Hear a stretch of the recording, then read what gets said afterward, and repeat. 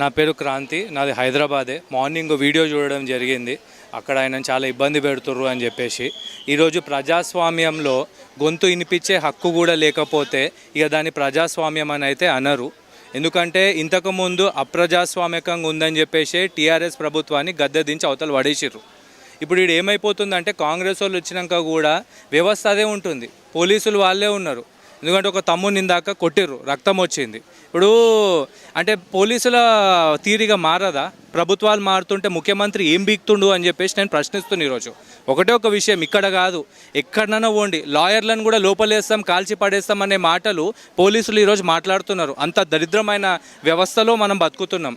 ఇప్పుడు ఆయన చేసిన తప్పేంది? పోయి సార్ని చూస్తా అన్నాడు, దానికి కొడతారా?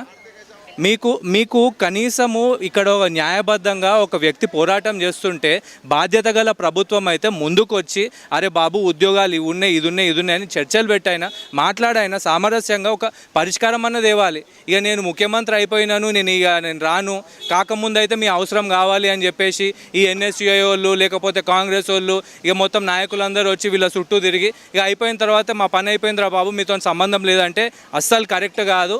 ప్రజాస్వామ్యంలో ప్రజాస్వామ్యబద్ధంగా కనుక మీరు వ్యవహరించకపోతే, ముఖ్యంగా ప్రభుత్వ ఉద్యోగులకు కూడా వార్నింగ్ ఇస్తున్నా నేను. ఏంది అని అంటే మీరు చక్కగా ఉద్యోగాలు చేయండి, పోలీసులు అయితే చాలా జాగ్రత్తగా ఉండాలి అని చెప్పేసి హెచ్చరిస్తున్నాను. ఇది నేను ఒక లాయర్ పోలీసులకు ఇచ్చిన హెచ్చరికలాగానే తీసుకోండి. ఆల్రెడీ ప్రెస్ మీట్ పెట్టి 100 సార్లు చెప్పిన. ఇక్కడ కనుక మళ్ళీ ఇంకొకరి మీద చేయి పడ్డది అని అంటే ప్రభుత్వం అనేది ఏమవుతుందో గుర్తుపెట్టుకోండి. ఇది ఖబర్దార్.